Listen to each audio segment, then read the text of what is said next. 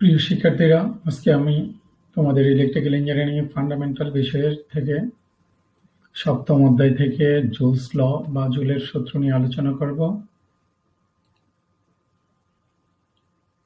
জুলের সূত্রের কার্যনীতির ধারণা বা জুলের সূত্র এবং এর ব্যাখ্যা। 1841 খ্রিস্টাব্দে ইংরেজ বিজ্ঞানী ডক্টর জেমস প্যাটন জুল তাপ সম্পর্কিত একটি সূত্র উদ্ভাবন করেন। জুলের নামানুসারে তাকে জুলের সূত্র নামে খ্যাত।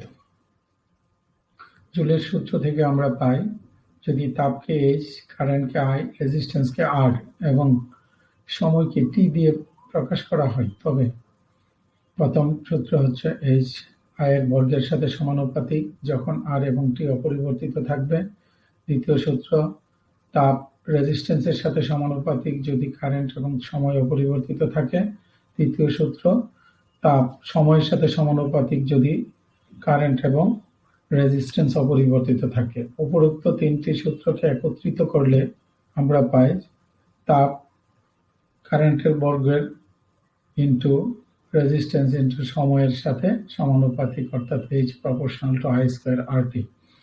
H সমান I square RT by J। এখানে J হচ্ছে একটা সমানুপাতিক ধ্রুবক, যাকে যান্ত্রিক সমতার বা জুলের সমানুপাতিক ধ্রুবক বলা হয়। J সমান হচ্ছে 4.2 জুল পার ক্যালোরি। তাহলে J এর মান আমরা উপরোক্ত সমীকরণে বসালে পাই H সমান 0.24 I square RT ক্যালোরি। জুলের সূত্রের সাহায্যে পাওয়ার, এনার্জি এবং সময়ের মধ্যে সম্পর্ক আমরা জানি। পাওয়ার সমান P, এনার্জি বা শক্তি হচ্ছে W এবং সময় হচ্ছে T। তাহলে আমরা বলতে পারি যে শক্তি বা এনার্জি ইকুয়াল টু হচ্ছে P ইন্টু T বা পাওয়ার ইন্টু সময়। পাওয়ারকে সময় দিয়ে গুণ করলে আমরা এনার্জি পাই।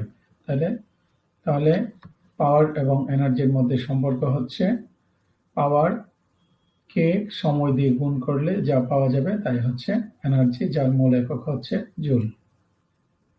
ধন্যবাদ বন্ধুরা, সবাই ভালো থাকবে, সুস্থ